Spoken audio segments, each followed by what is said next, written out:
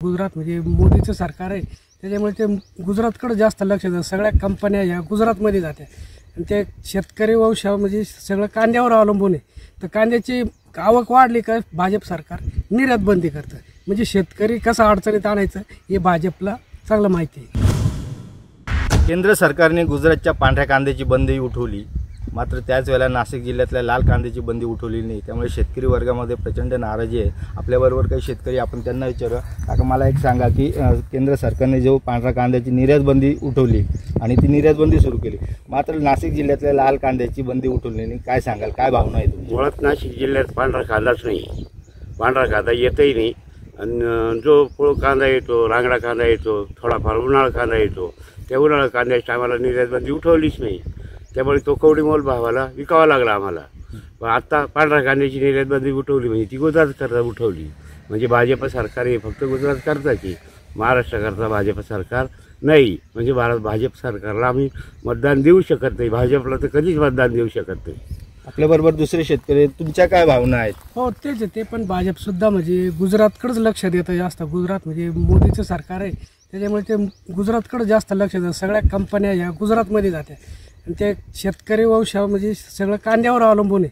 तर कांद्याची आवक वाढली का भाजप सरकार निर्यात बंदी करतं. म्हणजे शेतकरी कसा अडचणीत आणायचं हे भाजपला चांगलं माहिती आहे. तुम्ही सांगा की गेल्या काही दिवसापासून कांदा लिलाव बंद आहेत आणि त्याही अगोदर त्यांनी निर्यात बंदी केली ती, तर काय वाटतं तुम्हाला? निर्यात बंदी केल्यामुळे शेतकऱ्याचे नुकसान आहे. जे थोडे थोडे माल होते शेतकऱ्याकडं त्यांना बाजार भेटते नाही, त्यातली त्यात ते माल नुकसान होऊ राहिली उष्णतेमुळं. शेतकरी त्याच्यामुळं चिंतित होऊ राहिला ना जास्त. मग आता काय वाटतं तुम्हाला, काय केलं पाहिजे? निर्यात खुल्ली झाली पाहिजे. शेतीमालाला व्यवस्थित जर बाजार भेटले ना, शेतकऱ्याला कर्जमाफीची सुद्धा गरज नाही. फक्त शेतकऱ्याच्या शेतीमालाला बाजार मिळणं महत्त्वाचे. शेतकऱ्याला बाजार जर व्यवस्थित मिळले तर शेतकऱ्याला पैशाची पूर्तता होईल, त्याला कर्जबाजारी होण्याची गरज नाही ना.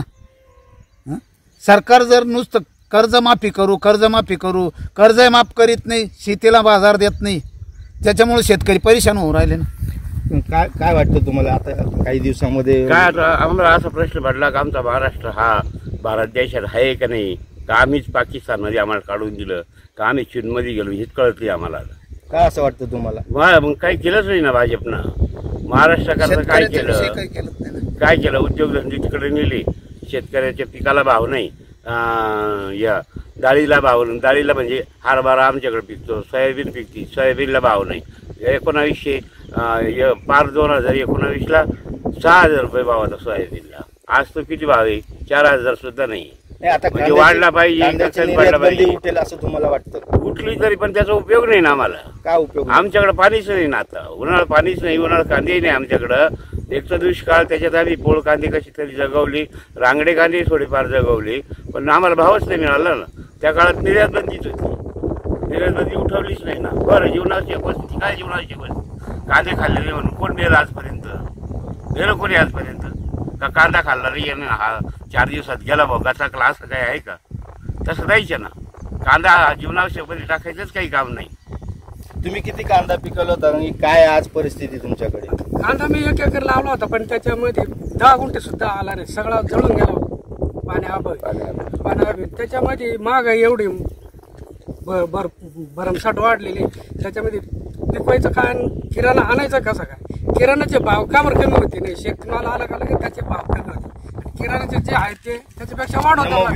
ठेवलेला कांदा विकला का नाही तुम्ही? आता ठेवलेला कांदा विकला, पण मग त्या कवडी मोलानं विकला ना. एकूणच जर बघायला गेलं तर शेतकऱ्यांमध्ये प्रचंड रोष आहे आणि त्यामुळे भाजप सरकारला मतदान करणार नाही असा निश्चय सुद्धा या शेतकऱ्यांनी केलेला आहे. अजय सोनवणे, साम टीव्ही, मनमाड. देश विदेशातील प्रत्येक घडामोडींचे लाईव्ह अपडेट मिळवण्यासाठी आता साम टीव्हीच्या सर्व सोशल मीडिया प्लॅटफॉर्मला लाईक, फॉलो आणि सबस्क्राईब करा. तसंच सर्व नोटिफिकेशनसाठी बेल आयकॉन प्रेस करायला विसरू नका.